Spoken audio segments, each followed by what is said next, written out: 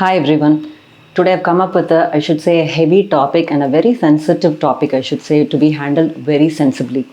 And that is how to handle grief in your children who in various age group, as well as especially the focus of this video is going to be on how to handle your teens' grief. So grief is an unavoidable emotion because we could say that we are all a mortal people. Like we will definitely die one day. So when we have lost people in our life, especially through let it be even suicide or because of cancer, terminal illness, or if let's be in sudden death because of accidents, in whatever case, everybody has to go through this very difficult feeling called emotion called grief. So let it be even children or teens or adults, the grief is a very normal emotion all of us would go through. But then grief, I should say, it's a very unique experience. It's different for different people. Not two people grieve in a similar way. But as an adult, we know how to handle the grief, and we do have constructive coping techniques, and we know how to cope it better. But teens and children, especially teens, they can understand conceptually about what the death is and everything. Compared to children, their understanding is better conceptually, but when it comes to coping, they do lack their coping skills. They don't know how, what behavior they can, how to handle their emotions to cope up with this kind of very difficult emotion. Especially teens go through a very tough period of stress and storm because they have to discover their identity, and they have to be in this journey of finding who they are. In all this process, this particular emotion becomes even more challenging to handle, especially when the death is very unnatural. Let's say that one of the parent has committed suicide, or they have died because of terminal illness, and they've been seeing the sickness for a very long time. All these are very difficult to cope up with. But as an adult, how can we help our teens cope? Because when adults do not know how to handle the teens, then this would lead to a lot of mental health issues and trauma in future when the teen becomes adults. Because in a lot of times when I'm counseling the adults, I could see a lot of undealt the trauma what they have gone through as a child and as a teen, when they could not handle this grief, as which has not been handled in the right way, has traumatized them and in still traumatize these people and continues, and they always are in a stress or in the stress state or in a chronic depression state of mind. So it's very important that we know how to handle these kids and as well as teens. So when it comes to children, there are a lot of questions lingering in our head. Whether should I talk about the death, the terminal, if the especially the death is because of the terminal illness, should I talk to my child know about what the death is, and should I keep them away from the conversation? Should we tell lies? Because generally what we do in our culture is that we do say that when our elders die, they just go to God and all that, and these children keep imagining that they would come back. But in psychology, what we say is it's very important to never sugarcoat things about death, even though we can't tell it in just one statement about your parent has died and all that, which is going to shock them and put them in a state of numbness and denial. We have to put this information in a very gradual way until they understand what is the reality and what they can deal with, how can they deal with in the future. So it's very important that we are going to tell the truth and never keep them from reality.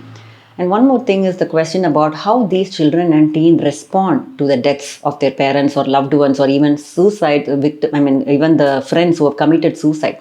So how these very tough times they are dealing with. So what really happens is there are two things a teen could do. One thing is they may act out. They may behave reckless, they may involve in a lot of risky activities, or they may shout, they may even resort to substance abuse, and all this is one acting out and externalizing behavior. And the other end, they may just withdraw.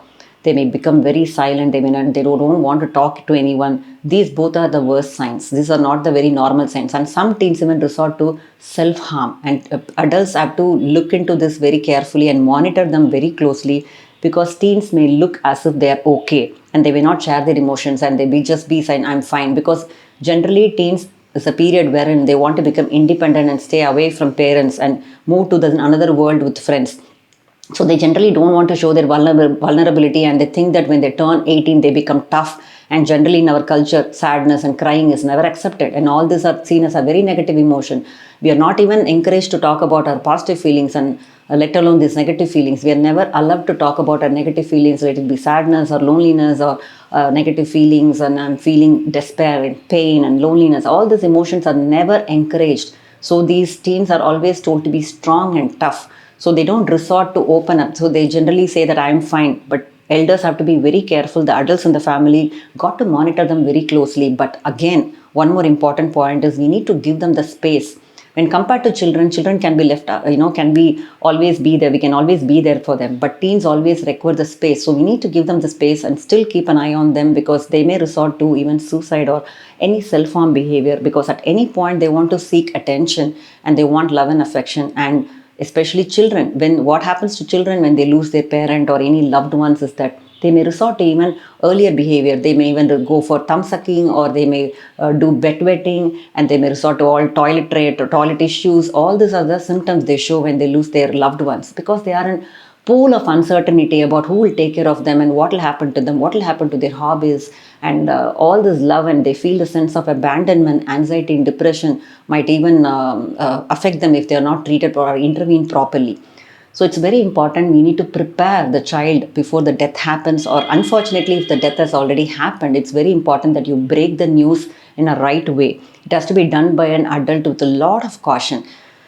We got to sit with the child and talk about death in a way where they can understand in their own language. And it's very important that we tell them that it is okay to feel whatever you feel. And I know that you will be worried about who will take care of you, and you may feel very negative. And only when you say these words, the children feel like opening up to and also ask a lot of questions about death. And the lot of elders ask me, like, what do we say about death? Because for teens, they can understand it. But when it comes to children, we need to use words like, these people are not going to be with you physically anymore. The people who have passed away, they're not going to be physically there with you. You cannot see them anymore, but they will always remain in our heart and mind. And also they will always remain in our memories forever. And we can still do activities which will remind them, and their fond feelings we can always garner. But then they're never going to come back, because children are also told lies that, or it's like a trip and they may come back. But it doesn't really happen. They do never come back is the truth we need to tell them. And also a lot of emotions they may express. It can be confusion, it can be anger, it can be sadness, it can be loneliness, and a whole array of confusing emotions they might experience. All of these emotions have to be validated by the elders and adults. And definitely we shouldn't say, we should keep our mouth shut, and definitely don't talk about these things. Be happy, talk to friends. These are not the words we need to tell them. And one more thing parents, the elders wrongly do is that keep checking on them often, especially to the teens. It's not necessary that we need to keep checking on them. It may irritate or annoy them more. It's just that we have to give them a feeling that I'm there for you at any point of time. If you want to come to talk to me, I'm always there for you, is the only thing we need to communicate to the teen. And especially for children.